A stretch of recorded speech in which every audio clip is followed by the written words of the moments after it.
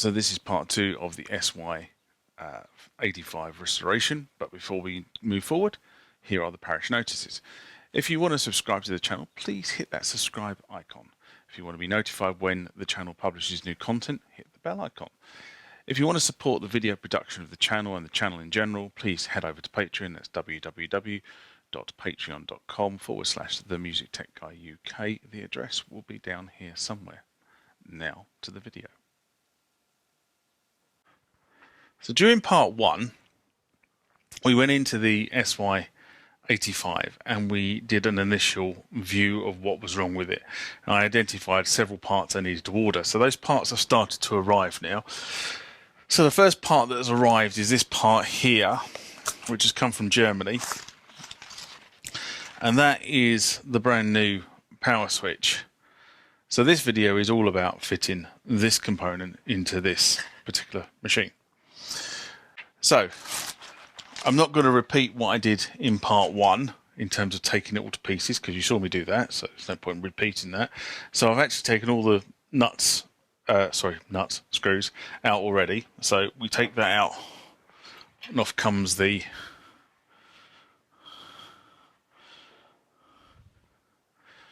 back quite easily.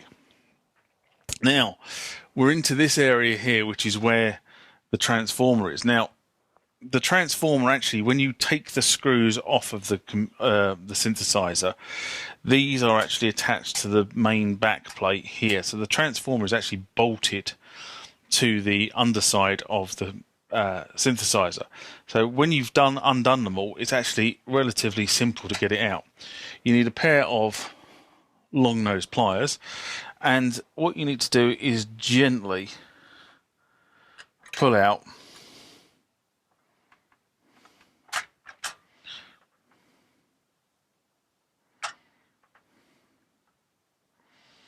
the 3 connecting lugs from the board. So there's one there, one there, one there, corresponding to that, that, and that. And if you look at the board, the top one there is the plus or minus 12 volts. The second one is a +5, a ground, and a plus or minus 12. And this one here is a +5. So that comes out as one complete section of the wiring loom. And now looking at this, what we can see is if I do that, I can just literally feed that wiring loom through the hole. So that's this hole on the side here, which is all taped off and protected to make sure that the wires don't chafe. And out comes the power supply. So now we're going to move the power supply onto the workbench here and change some camera angles. So hopefully these 2 camera angles give me a good enough angle so that you can see what's going on in here. Either way. So where we need to be getting to is we need to be getting to this component here, which is the on-off switch, which sort of do that there. You can see it's there. That's where we need to get to. And as far as I can see, it is held onto the board by these 2 screws. So the first thing we need to do is we need to unscrew it.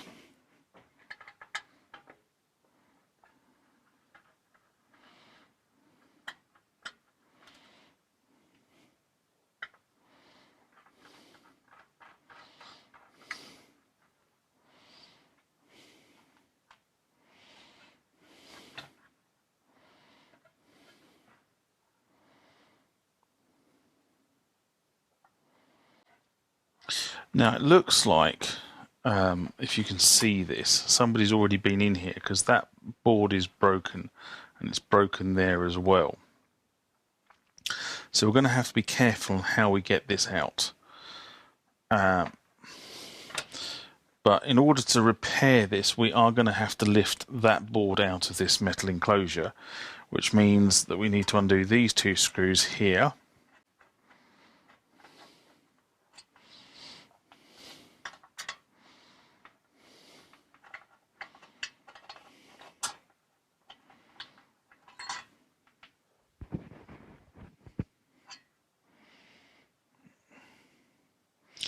And we're also going to have to undo these two where the broken bits are and be very careful.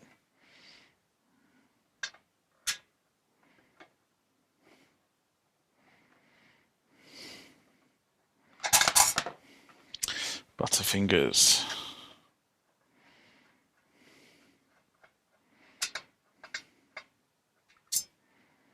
Get that in a sec.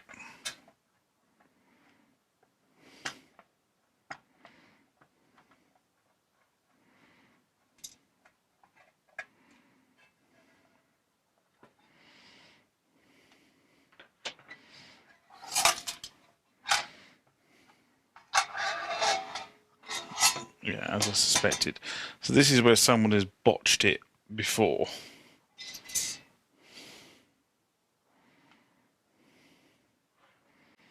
And luckily enough, there's actually nothing really connected to this board.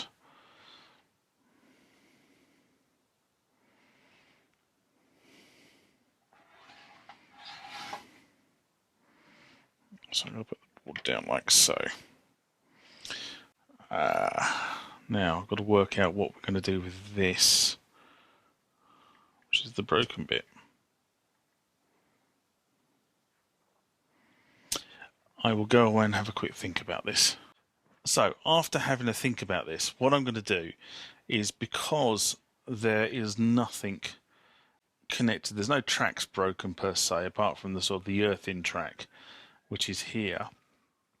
What I'm going to do is I'm going to actually get some glue, probably some sort of epoxy, and I'm just going to glue these bits back in place to give that board some sort of strength when it goes back in this casing. But for now, I'm just going to crack on with replacing this switch. So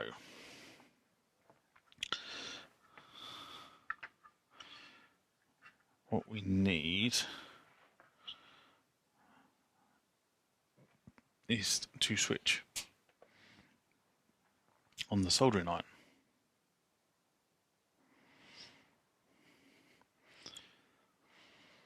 And just while that's waiting, getting up to temperature,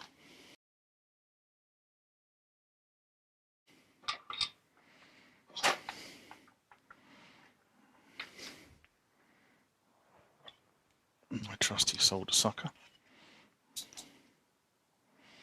I'm just going to melt the solder.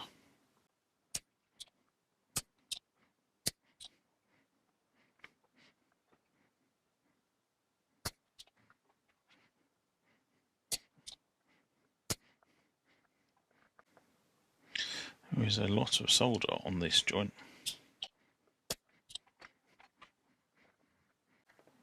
It's not loose yet.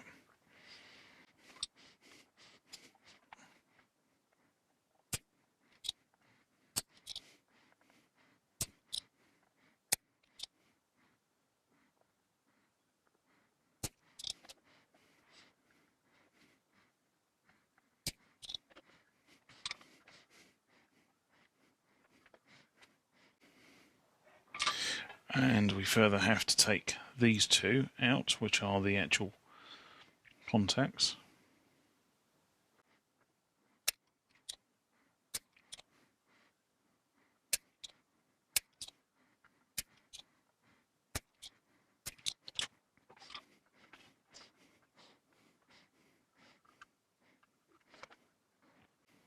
I think I'm going to have to take my glasses off for this.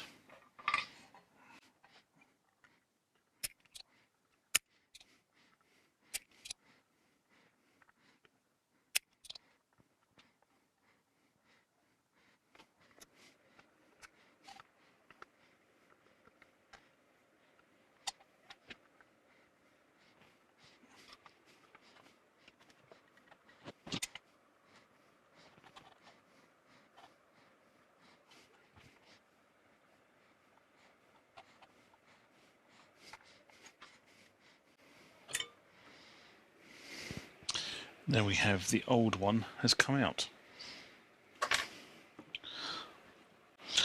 Okay, so I've had a look at the board, and it probably needs a little bit of a clean, so I'm going to use some isopropyl alcohol and just give that area a little bit of a clean with some Q-tips. Don't tell the friends that I'm using an espresso mug, because it's the only one I can find.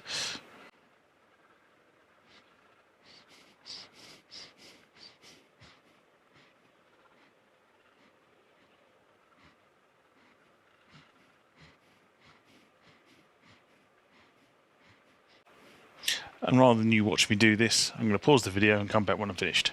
Now, what's become apparently clear is I just wanted to clean up this top bit where I desoldered the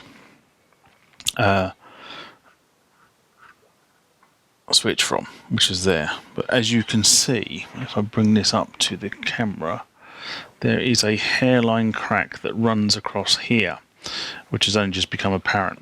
So what I'm going to do is I'm going to clean these up, and I'm going to rebond these with some contact adhesive just to make the board strong, and then I'm going to have to repair these tracks to allow to ensure the current can flow.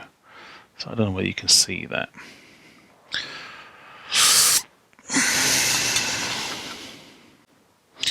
So first thing is to put the contact adhesive on.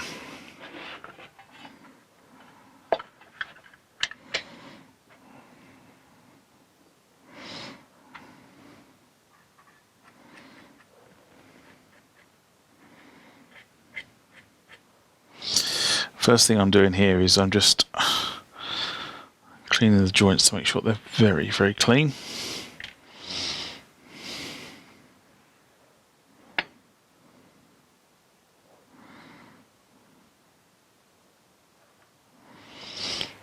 We'll wait for those to dry a couple of minutes, and then I'll go and get the contact adhesive and I'll apply the contact adhesive. So this is the contact adhesive I'm going to use. Remember, when you use this stuff, make sure you're in a well ventilated area, because this is evil.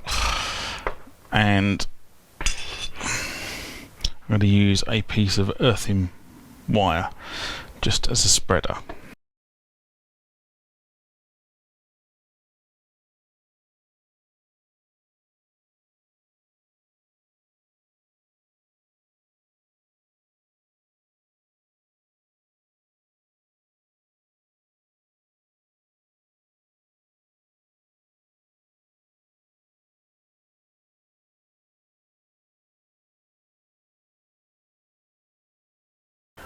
Now we need to leave that for a couple of minutes until it's almost dry, and then you squeeze the two components together. Okay, so while I've been off camera, which has been about 7 minutes, the contact adhesive has started to cure, and all I've done is I've just put some green duct tape underneath, not duct tape, frog tape, sorry, underneath it, so I can use that as something to hold this together. So now what we need to do is we need to pick up this piece, and we need to insert it into its rightful place, which is about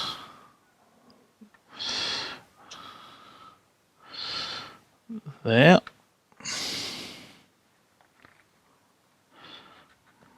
I'm just going to use the frog tape to hold it in place while it goes off.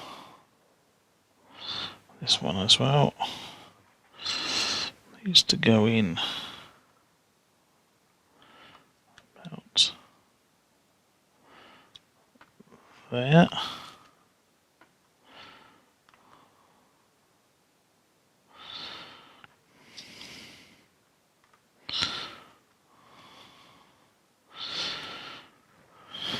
Now we need to leave it to go off.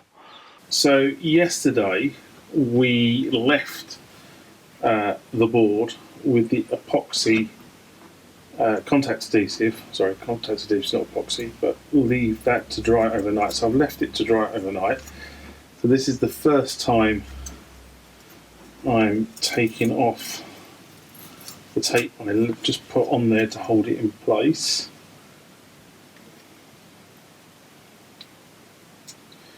Carefully take this off. I mean, it is frog tape, so it should peel off fairly easily, he says.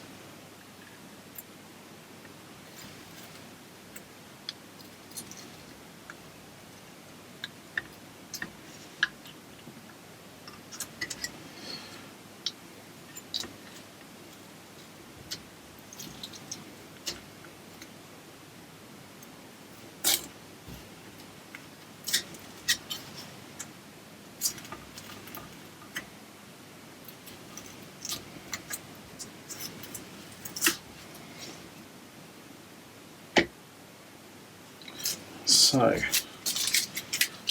the way for a sec.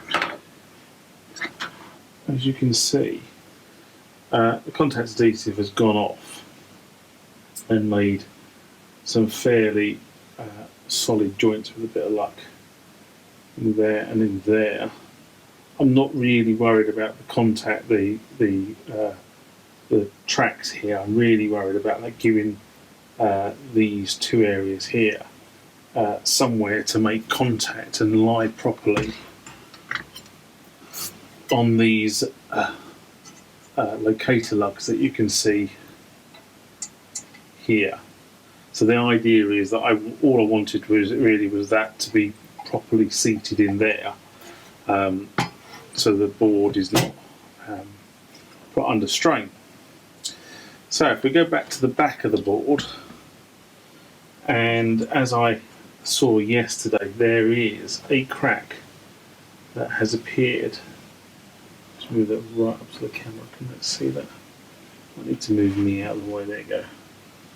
So I don't know whether you can see that, but there is a hairline crack that's moved up there. Now, the question is what to do about that crack. So I'm just going to put a continuity tester on. This is not my normal tester. My normal tester is somewhere else. This is just a straightforward continuity tester to see if there is connection. Okay, so there is connection between that point. Okay. So I have connection across this. The track is not broken, although the track does look like it's under strain. Let's just check that third one. Just unearth. As you can see, there is no continuity between those two. So that means that track is definitely broken. So what I'm going to do here is I am going to so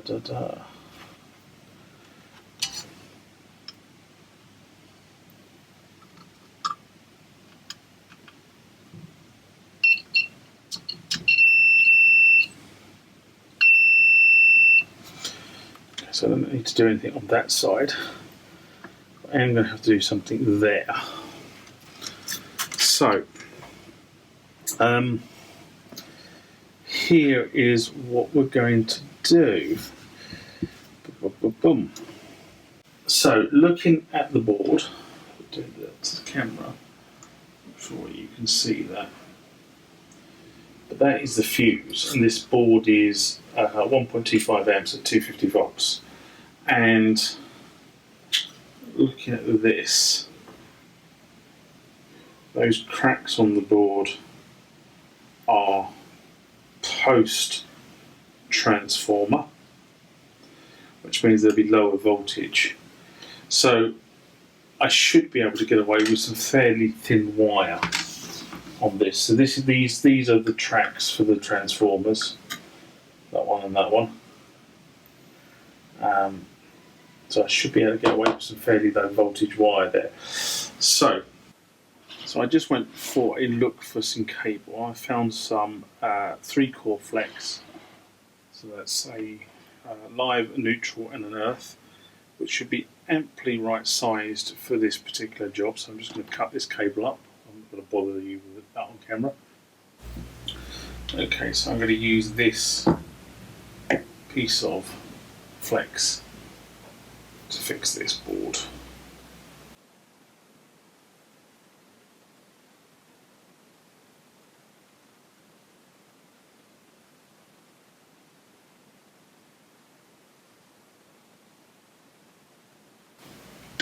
So before I start, what I'm going to do is I'm just going to tin both ends. And since I haven't got my clamps with me, I'm just going to use my pair of pliers as a stand to allow me to do this.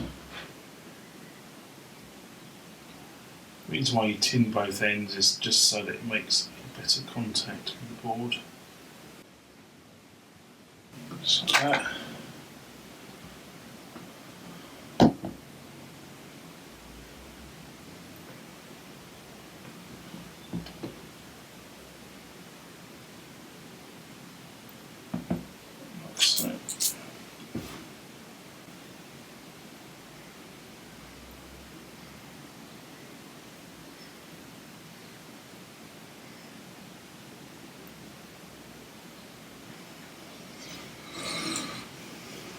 just like that.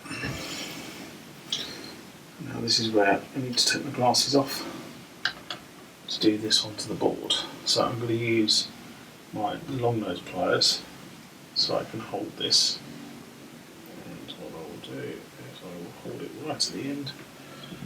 So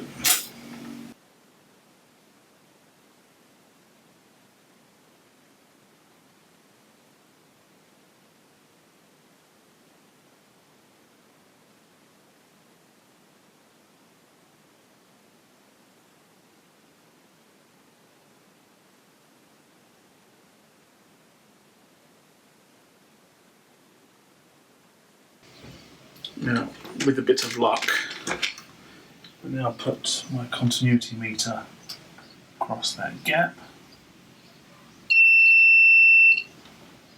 And now I've got a solid connection. The other thing I've done here is I've just soldered this wire on a little bit south of this joint, so it's not actually following the track completely. And the reason I've done that is so that the screw lug will fit squarely on that without putting pressure on this wire or catching this wire. So now what I'm going to do is I'm now going to do that one and that one, but I'm not going to do this on camera. I'm just going to let you see the final object. So let me switch this off and do these. Okay, probably not my finest piece of soldering, but we now have these three wires soldered across that track that is potentially going to fail. And if I put my continuity tester on each one of those,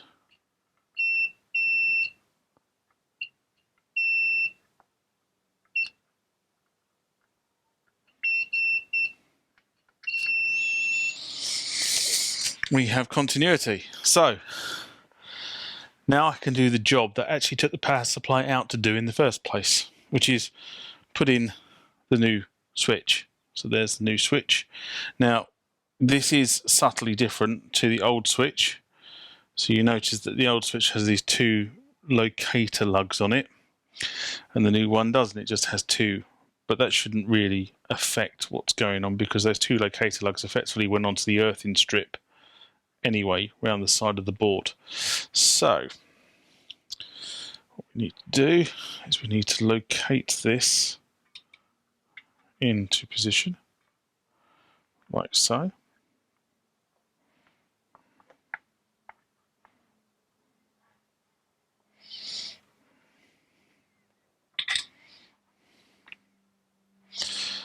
And then we should just be able to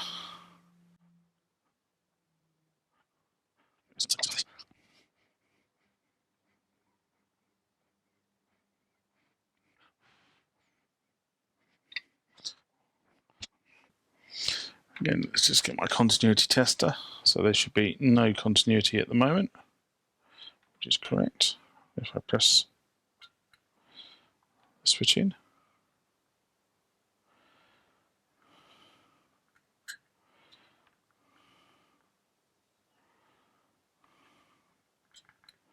so I've got a duff switch.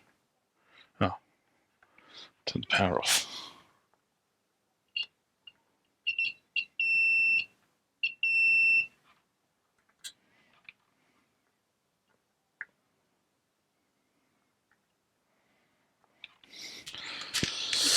So that's the job I came to do.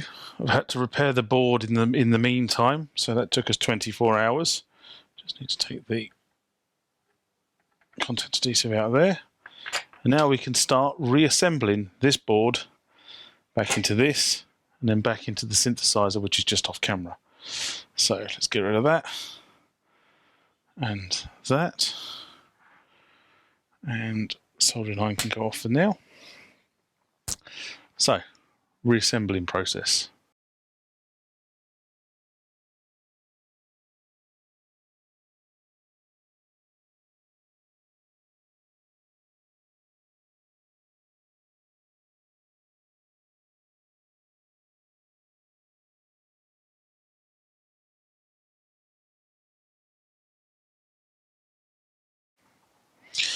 So we'll start with these 2 screws. They go at the back of the board. I'm just going to tighten these just over a finger, to be honest, because I don't want to stress the board.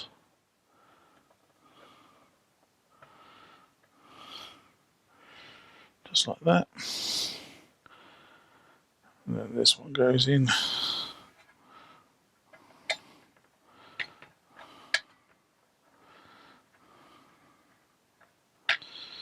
And then these 2 secure this switch against this aluminium casting or this metal casting. One in that side. The other in this side. Like so. Let's bring that towards me.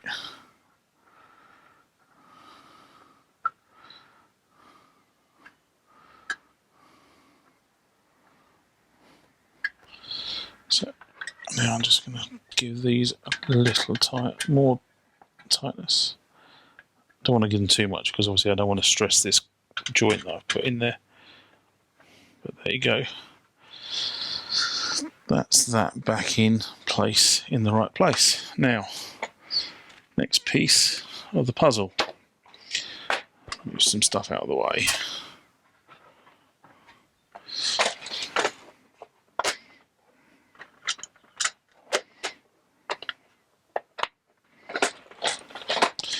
Is the knob that come off the front of the other one and needs to just go back on this one like so. So there you go. That's working. And now we have 2 screws that came out of here, which, if I remember correctly, were this one and this one. Now, actually, what you can't see, it's probably very difficult to see, is there's actually a locator lug there. So, put that in there.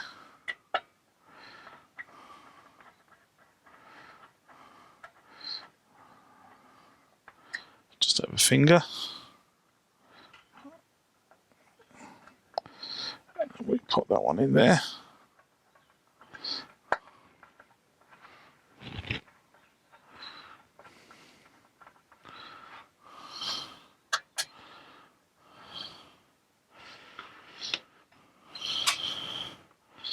There we have the power supply repaired. Now we'll put this back into the synthesizer and I'll just move the camera so I can show you that. Okay, so I've moved things around. So the first thing we need to do here is we need to thread through the wiring loop.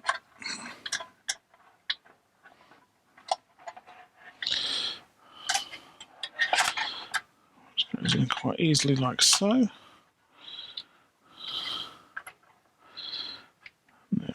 We just need to put these back. Put it in there. That goes.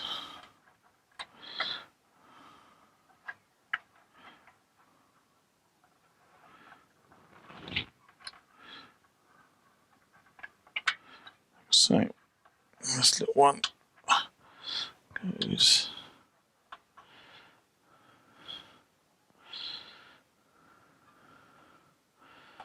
in there. And it's at this point we spot the deliberate mistake. I put that on the wrong way around.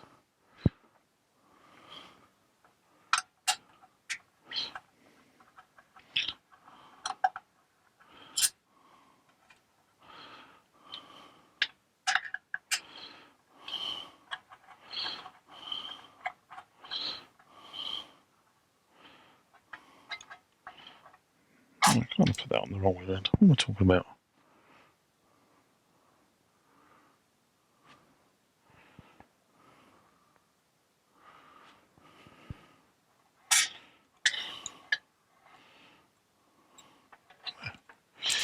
haven't put it on the wrong way around.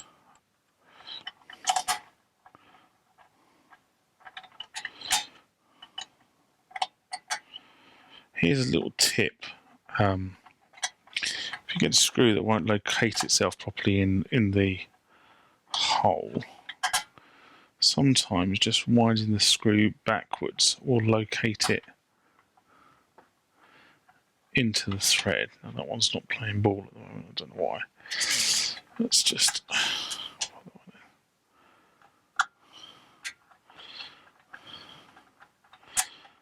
So, try this one again. That's it.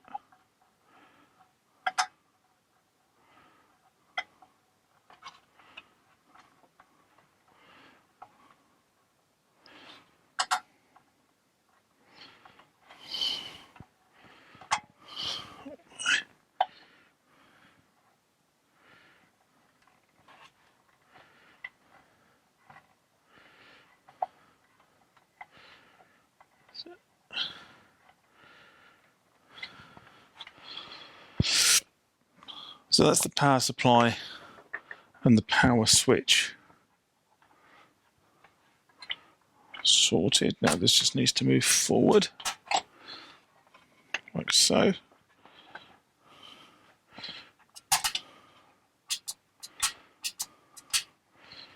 So it switches on and off. And now I'll put the back of the keyboard on, and then we'll see if it all powers up. Okay, so for the purpose of the demo, the plug.